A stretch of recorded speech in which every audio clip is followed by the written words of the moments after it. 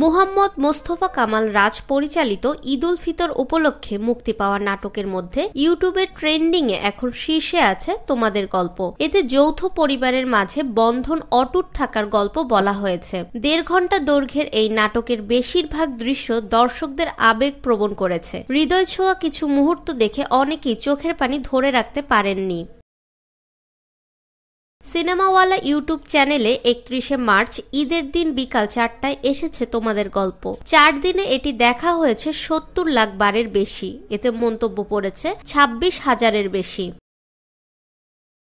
শহরের এক তরুণের গ্রামে পরিবারের সঙ্গে ঈদ উদযাপন করতে যাওয়ার ঘটনা নিয়েই এর গল্প। ছেলেটির নাম রাতুল। তার চরিত্রে ফারহান আহমেদ জোভানের অভিনয়ে মুগ্ধ দর্শকরা। রাতুলের চাচাতো বোন তুলির সঙ্গে তার দুষ্টু মিষ্টি রসায়ন গড়ে ওঠে। তুলি চরিত্রে তানজিম সাইয়ারা তটিনীর প্রতি ভালো লাগার কথা জানিয়েছেন ভক্তরা। তোমাদের গল্প নাটকের চিত্রনাট্য লিখেছেন সিদ্দিক আহমেদ।